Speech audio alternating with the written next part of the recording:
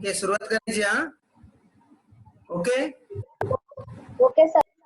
हाँ दिख रहा है, स्क्रीन दिख रहा है क्या? किताब दिख किताब दिख रहा है ना? अच्छा नो सर। किताब नहीं दिख रहा है? No sir. No sir, recording start हुआ है। रिकॉर्डिंग स्टार्ट हुआ ना? ठीक है मैं शेयर करता हूँ मैं।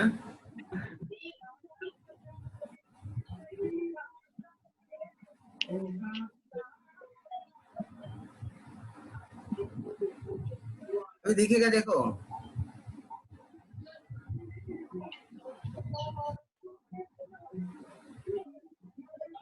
दिखता है? हाँ सर, अब दिखा। यस सर दिख रहा है। हाँ मुझे मालूम है तुम लोग के पास किताब नहीं रहते, के पास किताब नहीं, गांव में किताब नहीं ले गए ना। हाँ ये देखो मोबाइल में ऐसे करने का, ऐसे ऐसे आप आपने ऐसे ना, ऐसे करने का, ऐसे ऐसे करने का, ऐसे करने का मोबाइल में बड़ा हो जाता है, देखो होता है ना। Yes sir. हाँ सर, किया। लेकिन उसके साथ में खेलो मत, आपने को पढ़ना है, ठीक है? नहीं तो वही कुछ ना कुछ एक्सपेरिमेंट करते रहोगे आप लोग। हमारी वो आदत ही अपनी। यहाँ पर 2 जन और फोन आ रहे हैं, उनको एडमिट करता हूँ।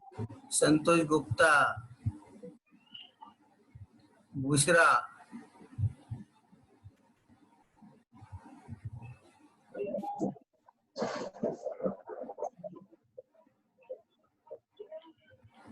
लेट एडमिट हो जाते हैं, ठीक है? अभी सब मूड हो जाओ।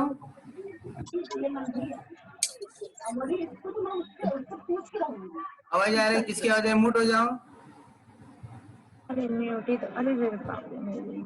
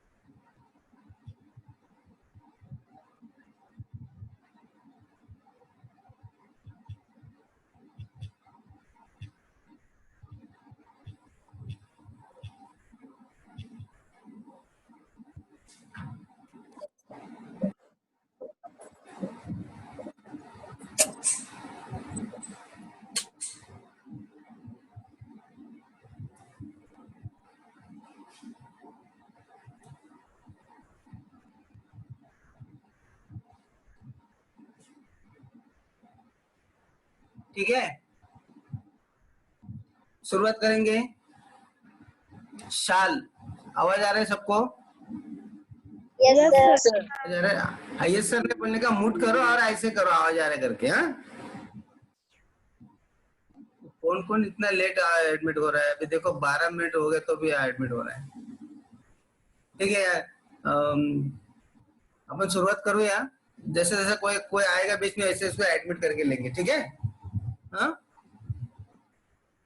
तो अभी इसके पहले अपने 2-3 रिकॉर्डिंग मैंने भेजे थे, देखे क्या तुम लोग ने? हेलो,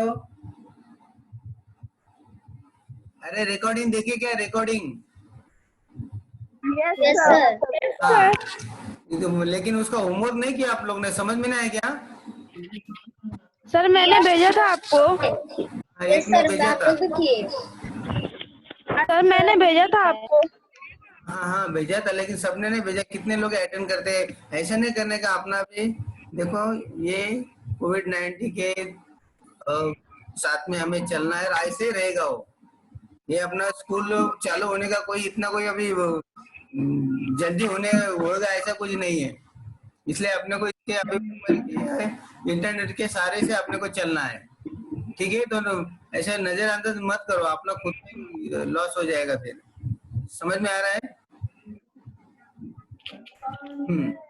ये शुरुआत करेंगे, ठीक है? तो शाल, शाल शाल मीन्स, शाल म्हणजे काय माहिती का तुम्हाला? Hello, no sir. नो, शाल नाही का माहिती, वो कुछ को सन्मान करते थे, तो शाल टाकते देतो ना आपण, सन्मान करते समय देते ना, किसी का सम्मान किया यस जाता सर, है। व्हाइट कलर का रहता है ना सर? हाँ, व्हाइट कलर का रहता है सर। बहुत कलर होते हैं व्हाइट जी, क्यों, बहुत कलर के शाल होते हैं। जैसे आपने किसी का सत्कार करना हो तो नारियल और शाल दिया जाता है। हाँ सर यस हाँ, सर। कोई नेता हो यस या कोई सर। अपने टीचर को, है ना, देखिए ना। अच्छा, यस सर देखे। हाँ, तो इस शाल के बारे में उसके बारे में राग जात या कवि लेखकाने काय दाखवले की थोडी उसके बारे में जरा बताया की शाल माने क्या। तो प्रथम आपण काय करूया कि ये राग जाधव उनके बारे में परिचय लेंगे। अपना ये रिवाज की पाठ शुरू होने से पहले क्या करते हैं कि कवि का परिचय करते हैं, इसका लेखक का परिचय करते हैं।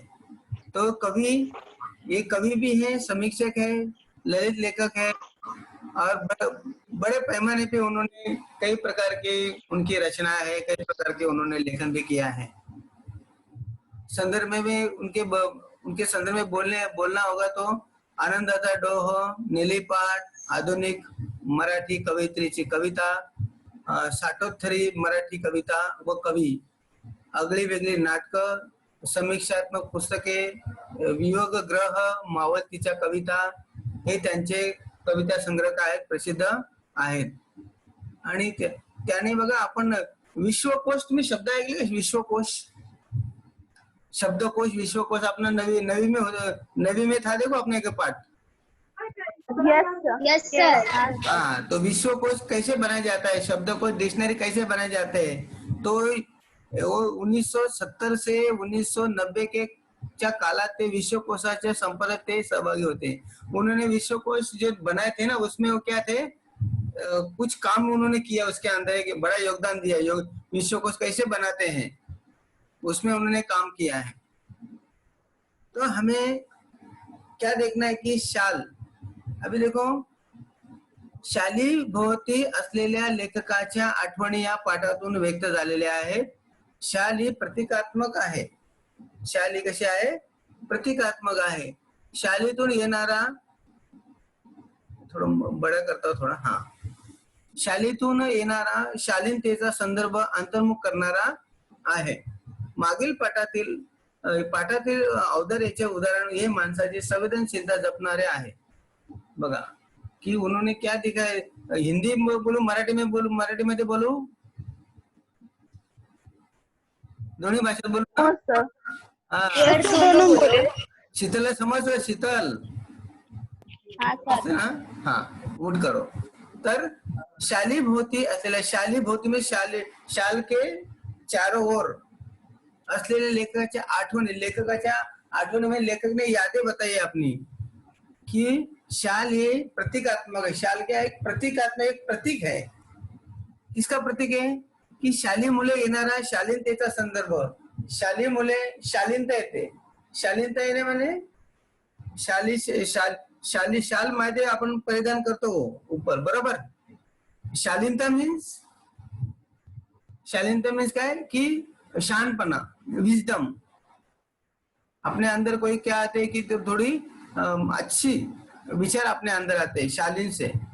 शाल जिसको शाल दिया जाता है कि शाल किसको दिया जाता है, सम्मान किया जाता है, कोई बड़ा व्यक्ति, कोई किसका सत्कार किया करना हो या कोई बड़ा काम किया उसको दिया जाता है ना, बराबर। Yes sir. आपने घर पे कोई आ गया मेहमान तो उसको शाल करते, नारियल देते, हो गया, ऐसा कुछ है क्या, नहीं ना। No sir. हाँ, तो कोई उसका कोई फंक्शन होता है, समारंभ होता है, जिसने कोई एक बड़ी पदवी परिधान की हो, बड़ी शिक्षा प्राप्त की हो, या कोई बड़ा नेता चुन के, कोई प्रत्याशी चुन के आ गया है, या ऐसे कोई व्यक्ति होते हैं उनको शाल दिया जाता है। शाल व्यक्ति को नहीं, थोड़ा विचार होते हुए ऐसा समझा जाता है, ठीक है ना। किसी को भी शाल दिया नहीं जाता है, ठीक है। तो उसके बारे में शालीनतेचा संदर्भ, शाल अलग है, शालीनता मीन्स अच्छा विचार करने वाला, कि अच्छा विचार करने वाला का शाल से उसका क्या संबंध है वो बताया गया उन्होंने। संदर्भ अंतर्मुख करणारा म्हणजे विचार करणारा लावणार, सोचने को मजबूर करने वाला शब्द है। अंतर्मुख करना माने सोचने के लिए मजबूर करना। अपने पास नोटबुक रहेगा तो लिख के रखो बाजू। पुढे या पाठातील अवधारेचे उदाहरण ही माणसाची संवेदनशीलता जपणारे आहे। या पाठातील अवधारे माने अवधारे मीन्स शूरपणा। अवधारे म्हणजे काय? शूरपणा, करेज। माणसाचे अवधारेच्या उदाहरण संवेदनशीलता माने सेंसिटिविटी। संवेदनशीलता माने सेंसिटिविटी मीन्स कि दूसरे के प्रति अपने मन में कुछ करुणा का, कोई दया का उत्पन्न होना, उसको बोलते संवेदनशीलता। ठीक है,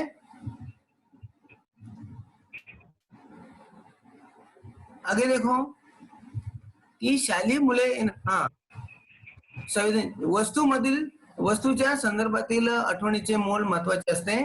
कोणत्याही निर्जीव वस्तूशी निगडीत असलेला संदर्भ मानवी भावना तरल ठेवतात आणि कोणती भी वस्तू हो उसका संदर्भ त्या आठवणीचे याद रहती है। आप लोग को बता दें कि आपको जो बचपन में आपके कोई अपना पहले दूसरे में थे, उसका कोई अपना कोई खिलौना है क्या तुम्हारे पास, कोई पुराना अभी तक कुछ ऐसी चीज है क्या जो तुम पहले दूसरे में छोटे थे 5-6 साल के तब यूज करते थे, ऐसा कुछ है? हाँ, तो वो खिलौना जब अपने सामने आएगा ना तो हम लोग अपना बचपना याद आएगा। फिर अरे मैं 5 था या कुछ या चौथी में था, ऐसे देखो कोई ऐसी चीज रहेगा ना तो तुम्हारा उससे क्या होती है, अपनी जो यादें जागरूक हो जाती है। क्या होती है? अपनी यादें जागरूक है। तो इस तरह से संदर्भ है। पुढे बघा की कोणत्याही निर्जीव म्हणजे कोई भी चीज निर्जीव हो या सजीव हो, अपनी यादें क्या होती है? जागरूक हो जाती है। आठवण माने यादें। ठीक है, मानवी भावना तरल ठेवतात आणि म्हणून अपने मन की जो मानव के अंदर जो भाव है उसको क्या करते हैं? तरल ठेवणे म्हणजे जागृत करणे। इस तरह के तरल त्यानंतर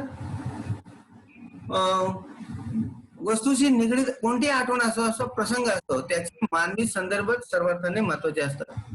वस्तूशी संबंधित कोणती आठवण, कोई भी हो या कोई भी प्रसंग हो, उसके संदर्भ हमारे लिए बहुत क्या होते हैं? महत्वपूर्ण होते। कोई भी चीज याद करो और उसके बारे में अपने भावना क्या होती है? एक तुम लोग कभी पिकनिक गए छोटे होंगे तो बचपन में गए, कोई वहां से तुम लोग ने कोई खिलौना लाए हो, और जब कभी ऐसे कोई तुम लोग क्या करते हैं, कोई ढूंढने जाए तो वो खिलौना है कोई चीज ना अपने सामने क्या होती है? ये हो जाती है। ये ऐसे क्यों होता है? ये स्क्रीन आ रहा है क्या अभी इसके ऊपर? हेलो सर कुछ रेड आ रहा है ऊपर। कौन कर रहा है? कुछ लाइन आ रहे है सर। कैसे स्क्रीन पे लाइन आ रहा है। हाँ, ऐसे कैसे हो रहा है? बेटा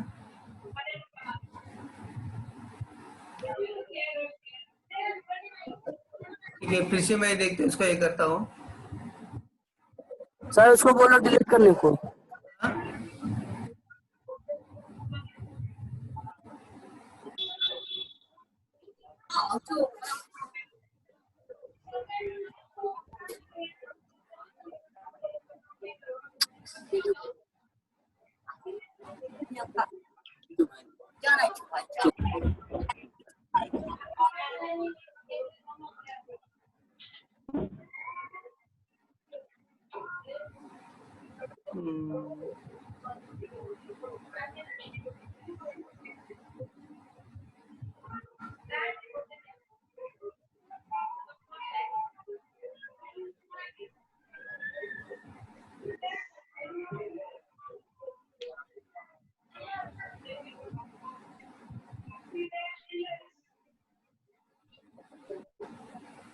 Sweety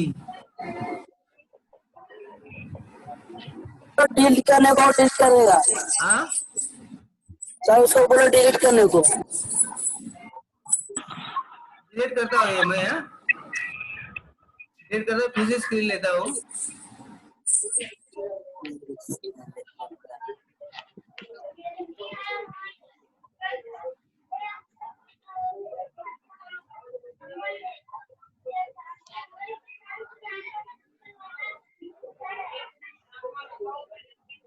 good morning sir. Good morning.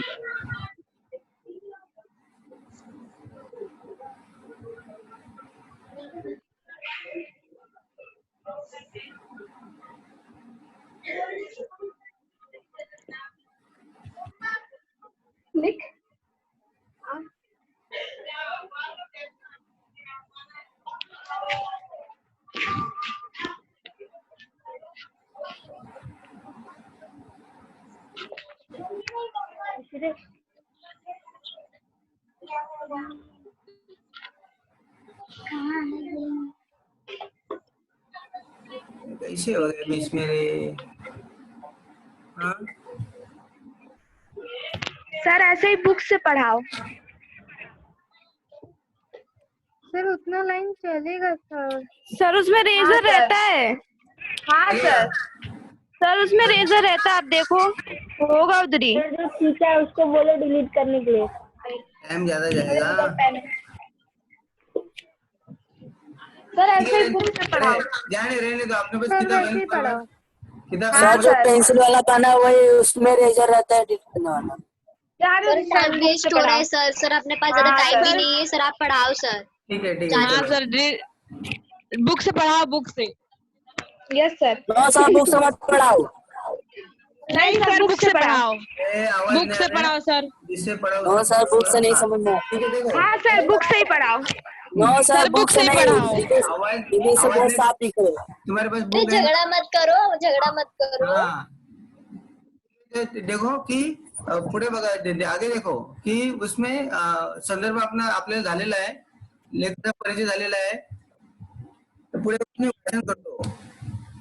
एकदा मी पु ल देशपांडे यांच्याकडे काही कामानिमित्त गेलो होतो. काम झाल्यावर मी सर सबको म्यूट करने बोलो. म्यूट हो जाओ. सब जन म्यूट हो जाओ. अबे सर बुशरा खुद ही म्यूट नहीं है.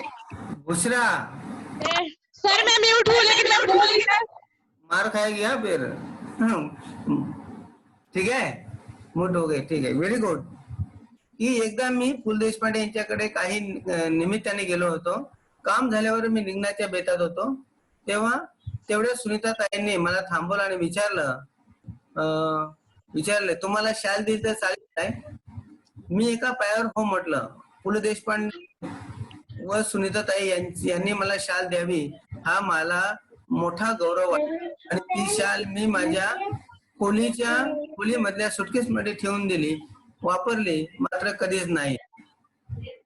पुढे वाईला विश्वकोशाचा अध्यक्ष म्हणून मी गेलो होतो.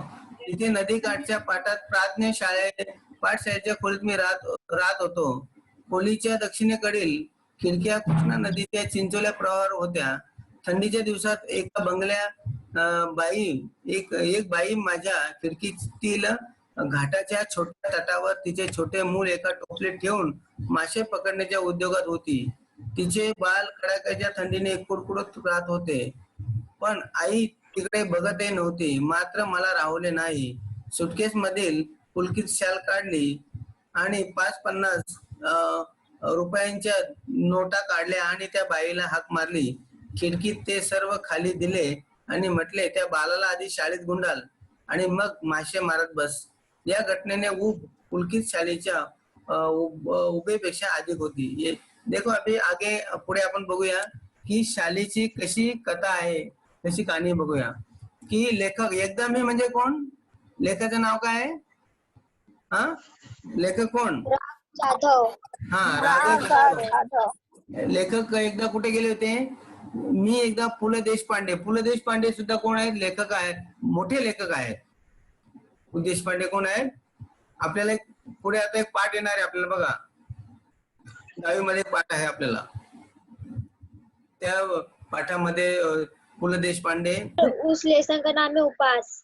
हा, उपास. यस. उपवास या पाठामध्ये ते पु ल देशपांडे आहेत. जास्त पुस्तक वाचलेच वाटते नेहानी. हा, चांगली तयारी करते. Very good. हा, व्हेरी गुड. तर एकदा मी पु ल देशपांडे यांच्याकडे काही निमित्ताने गेलो होतो. काम झाल्यावर मी निघण्याच्या बेतात होतो. तेवढ्यात सुनीताबाईंनी मला थांबवलं आणि विचारले, तुम्हाला शाल दिली तर चालेल का? एकदा कुछ काम के लिए वो उनके पास गए थे. कोणाकडे? पु ल देशपांडेकडे. कुछ काम गए थे आणि काम झाल्यावर लेखक निघण्याच्या बेतात घर पे जाने के तयारी में थे. उतने में सुनीताबाई म्हणजे पु ल देशपांडेंची पत्नी, उन्होंने उनको क्या बताया कि तुला शाल दिल तर चालेल का? तुला काय दिल तर? आपको शाल क्योंकि वो पु ल देशपांडे बहुत बड़े लेखक थे. उनके घर पूरा 2 खोली जो ना शाल में भरा हुआ था. इतना उनका सत्कार हुआ था. और जो कोई मेहमान घर कोई आता था ना, उसको क्या करते, अभी ये सब इतना सब कपड़ा क्या करने का, कोई घर पे आता था उसको दे देते थे. म्हणून ते त्यांना सांगितलं की आपको शाल देंगे तो चलेगा क्या? पुढे मी एका पायावर हो म्हटलं. एका पायावर म्हणजे लगेच तयार होणार.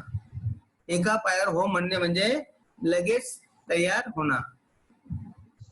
हो हाँ बोलना, जल्दी से क्या बोलना? हाँ बोलना. आपको अपने कोई चीज ऐसे देगा हम लोग क्या बोलेंगे? ठीक है दे दो, आपकी मर्जी दे दो ना थोड़ी बोलेंगे. हाँ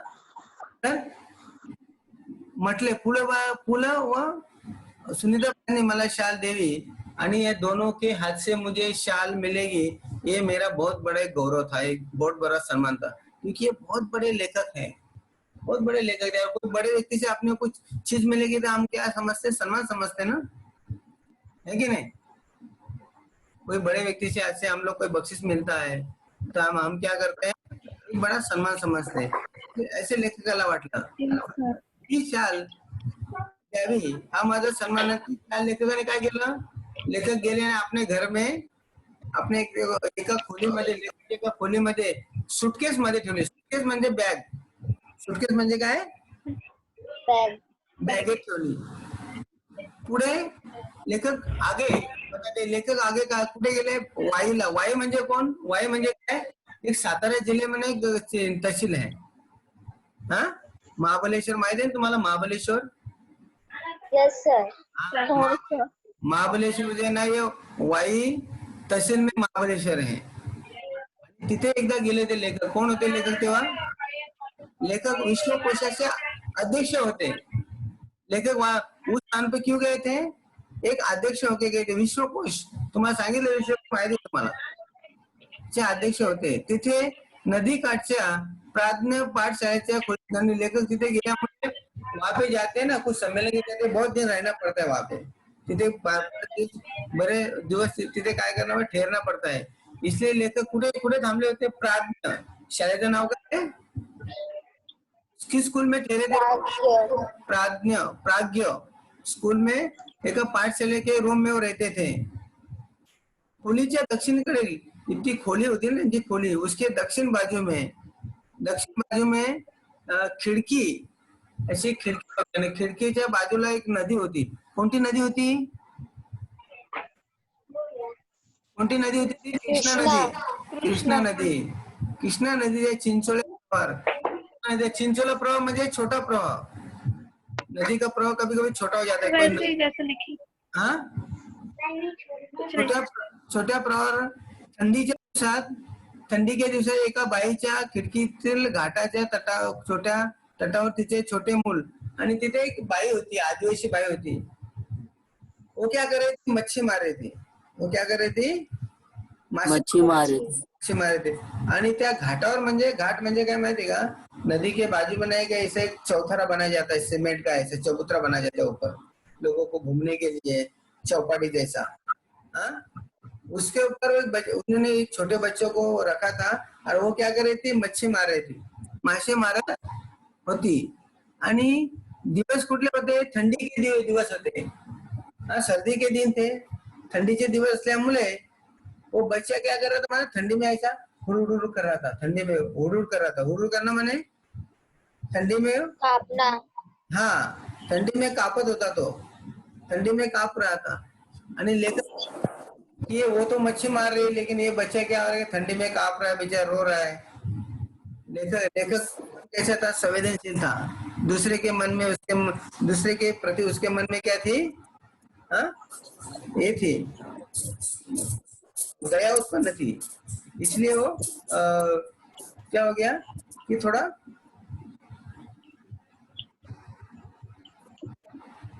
क्या गया रही थी, हाँ, उसके मन में इसके प्रति क्या हो गई, भावना जागृत हुई, और उन्होंने क्या किया फिर कि उसके पास त्याच्याकडे एक शाल होती ना, कोणती शाल होती, पु ल देशपांडेने शाल दिली त्याच्याकडे, वो गए थे ना, शालेला, यस सर. शालेला क्या असते, गर्मी असते, वो शाल एक ऐसा वस्त्र होता है ना, उसको गर्मी होती है, गर्मी रहती, गर्मी, बराबर, उसका विशेषता क्या है, उसको क्या रहती है, गर्मी रहती है, आणि म्हणून लेखकने काय केलं की ती खिड़कीतून कुछ अपने पास कुछ लेखक को उसके मन, उसके प्रति वो लेडीज के मन के प्रति उसके दया उत्पन्न, बच्चों के मन में, बच्चों के प्रति, और उन्होंने क्या किया, कुछ अपने जेब से कुछ 5-50 रुपए निकाले और एक शाल निकाले, और खिड़की में से उस वो जो ये थे ना बाई, तिला देऊन टाकली, आणि क्या बोले वो, आणि म्हटले त्या बालला आधी शाळेत गुंडाळलो, उस बच्चे को पहले शाले में क्या करो, गुंडाल लो, मैंने उसको लपेट लो, हाँ, हाँ, आणि मग मासे मारत बस, और बाद में मच्छी मारते बैठो.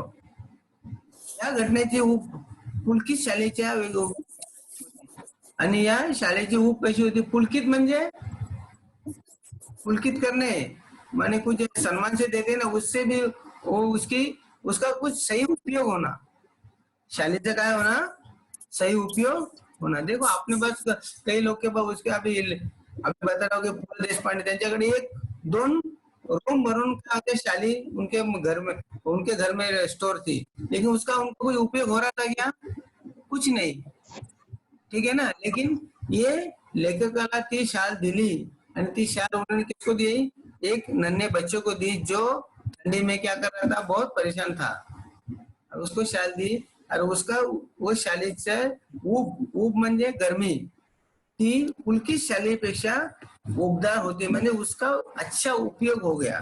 समझ में आया क्या तक, पर्यंत समजला, पुढे बघूया. हा, शालीची कहाणी बघा. कविवर्य नारायण सुर्वे खूप सभा संमेलन गाजवत व ते साहित्य संमेलनाचे अध्यक्ष, परिणामतः त्यांच्या कार्यक्रमात अहोरात्र भरतीच असे. प्रत्येक कार्यक्रमात सन्मानाचे शाल श्रीफळ त्यांना मिळत राहील. एकदा ते मला म्हणाले, या शाली घेऊन मी आता शालीन होऊ लागलो आहे. बघा, अभी लेखक होने के कारण उनका कई लेखकों के साथ में उनका परिचय हुआ करता था. एक बार उनका कविवर्य नारायण सुर्वे, उसका भी आपने नाम सुना होगा, नारायण सुर्वे का, उनकी कविता रहती है, हाँ, कि वो भी क्या करते, बहुत से सभा सम्मेलन गाजवत, बहुत से सभा हो, कोई सम्मेलन हो, उसके बारे में बहुत उनका वक्तव्य बहुत अच्छा था, आणि ते इसमें साहित्य सम्मेलन के अध्यक्ष भी थे. उसका परिणाम क्या हुआ कि उनके पास उनके कार्यक्रम और रात भरती, उनका कार्यक्रम दिन रात चलता था, इनका वो इतना बिजी शेड्यूल था उनका, आणि प्रत्येक कार्यक्रम में जाते थे, उस कार्यक्रम उनको क्या मिलती थी, शाल और श्रीफल. शाल माहिती आहे, श्रीफल म्हणजे काय, व्हॉट इज, नारियल, श्रीफळ म्हणजे नारळ, आणि हे त्यांना मिळत राहील. आणि एकदा ते म्हणाले, लेखक एकदा बोले, इतनी शाली माझ्याकडे झाल्या, इसका मैं क्या करूं, शाली माझ्याकडे काय झाले, जमा झाल्यात, क्या करूं मैं उसका, हाँ, म्हणजे उसका कोई उपयोग ही नाही ना पुढे. आणि या शाली घेऊन मी अधिक शालीन झालो आहे. बोले, हे शाली घेऊन मी काय झालेलं आहे, शालीन म्हणजे काय म्हणे, एक अच्छे विचार मेरे अंदर आ गए, क्योंकि जितने अपने पास कोई सम्मान मिलेगा ना अपने को, उतनी अपनी जिम्मेदारी बढ़ जाएगी, बराबर कि नहीं. देखो ना, अपना कोई सम्मान करेगा ना, जितना अपने कोई बुलाएगा, अपने को जितना कोई बड़ा अपने को कोई पदवी देंगे ना अपने को, उतना अपना क्या होगा, अपनी जिम्मेदारी बढ़ती है, ठीक है ना. देखो ये नेता लोग हैं, उनकी कितनी जिम्मेदारी बढ़ती है, बहुत सी जिम्मेदारी उनको निभानी पड़ती है. म्हणजे शालीमध्ये काय होते, जिम्मेदारी बढ़ जाती है, क्योंकि हम लोग खुद को कोई क्या समझते हैं, कोई आम व्यक्ति समझने लगते, कोई जिम्मेदार व्यक्ति समझने लगते हैं. इसलिए वो बोले की शाली घेऊन घेऊन मी आता काय करू, काय बनू लागलो आहे, शालीन बनू लागलो आहे. त्यांच्या बोलण्यात उपरोधी खोज माझ्या नव्हे तर कोणतेही सहजपणे लक्षात येणारी होती. शाल व शालीनता याचा संबंध काय? खरे तर खरी खुरी शालीनता ही शाली विना शोभते. नारायण सुर्वे शालीच्या वर्षाखाली त्यांनी शालीनता कधी हरवली नाही व कधी शीन पण झाली नाही. तर लेखक वो तो नारायण सुर्वे तो वैसे बोले कि मैं और अधिक शाल लेके मैं अधिक शालीन हो रहा हूँ, लेकिन नारायण सुर्वे जो थे वो मूलतः पहले से शालीन थे. बहुत अच्छे, उनकी जिम्मेदारी, बहुत अच्छे व्यक्ति थे वो. तो उन्होंने उपरोधिक माने एक, उन्होंने दूसरे जो लोग किसको उपरोधिक करना माने दूसरे को क्या करना, ताना मारना. उन्होंने क्या किया है, दूसरे को म्हणजे जैसे समाज में बहुत से व्यक्ति है ना, उनको शाल सिर पर लेते हैं लेकिन बहुत फ्रॉड होते हैं, भ्रष्टाचारी भी होते हैं, है कि नहीं? बहुत से लोग उनको शाल सिर पर देते हैं लेकिन वो वास्तविक में देखे तो क्या होते हैं, बहुत से लफंगे भ्रष्टाचारी भी होते हैं, फ्रॉड भी होते हैं. ऐसे लोग भी है ना दुनिया में, है कि नहीं? तो ये जो ताना जो है वो नारायण सुर्वे ने क्या मारा, समाज के जो व्यक्ति है ना वो शाल लेके शालीन नहीं बनते, उनको उन्होंने ताना मारा है. लेकिन नारायण सुर्वे जो है वो सचमुच क्या थे, शालीन थे. ऐसे तर त्यांची शालीनता कधी हरवली नाही. मुळात ते शालीन थे. बहुत अच्छा कवी थे वो, बहुत अच्छा कवी थे. पुढे बघा, त्यांची शालीनता शालीन मुळात ते शालीन होते. शालीच्या वर्षाव खाली म्हणजे बहुत लगातार शाल प्राप्त होणार. वर्षाव म्हणजे लगातार शाल प्राप्त. वर्षाव म्हणजे काय, वर्षा मालूम, वर्षा लगातार गिरते ना बारिश, वैसे उनको शाल मिळते बहुत. आणि त्यांची कधी शीन नाही झाली. शीन म्हणजे थकले नाही. त्यांची शालीनता कधी थकली नाही. थकणे म्हणजे न थकणं. मी कविवर्यांना म्हटले, शालीमुळे शालीनता असेल तर मी कर्जबाजारी होईन आणि भिकेला लागेन, पण शेकडो शाली खरेदी करून सर्वांना एक लगेच नेऊन देईन. यावर शालीन कवी मनापासून हसले. बघा बघा त्याच्यावर काय जोक मारला बघा लेखकाने. काय जोक मारला कि मी कविवर सचमुच शाली से व्यक्ति शालीन बन रहा है. अगर ऐसा होता, शाली से व्यक्ति शालीन बनेगा. अभी शाल कितने मिलते, 50-60 रुपए में, 70 रुपए में मिलती है, बरोबर, या ज्यादा से ज्यादा 100 रुपया होगा. लेकिन ऐसे शालीन से व्यक्ति अगर शालीन बन जाता है, अच्छा बन जाता है, जिम्मेदार बन जाता है, तो लेखक क्या बोलते हैं, शालीनता असेल तर मी कर्जबाजारी होईन. मैं क्या होऊंगा, कर्जबाजारी, कर्ज निकालूंगा, भिकेला लागेल, लेकिन शेकड़ों में शाल में क्या करूंगा, खरीदी करूंगा और लोगों को क्या करूंगा, बांट दूंगा. और इससे क्या होंगे, लोग क्या होंगे, सब शालीन हो जाएंगे. ऐसा कोई हो सकता है क्या? No sir. 70 रुपए में कोई शालीन बन जाएगा क्या? नहीं. मैं लेखक बोले तो मैं ऐसा कर दिया, मैं खुद को मैं कर्ज होऊंगा, मैं कर्जे निकालूंगा, लेकिन मैं इस तरह का करने के लिए तैयार हूँ. ऐसे लेखक ने अपने मत व्यापी व्यक्त केलेले आहे. समजलं इथपर्यंत? पुढे शाली मुले शालीनता. बघा कोणा जर काही प्रॉब्लेम असेल, समझ में नहीं आया तो पूछो, मुट करके पूछने का, ठीक है, अनमुट करके मुझे पूछो, कोई समझने का शब्द समझ में नहीं आ रहा तो, ठीक है ना? हाँ, मी कविवर्यांना म्हटलंय की मुलं शाळेत जाते, शालेय मुले शाळेत येते की जाते, या प्रश्नाचे उत्तर जाते असेच आहे. सन्मान करण्याच्या रूपाने आपण खरे तर शालीन बनून जग गमावून धोका है. शालीय मुले सचमुच शालीनता अपने में आती है कि जाती है? अभी सबकी अलग अलग भावना होगी. किसकी शालीनता आएगी, किसकी शालीनता, देखो कभी कभी शालीनता जाते माने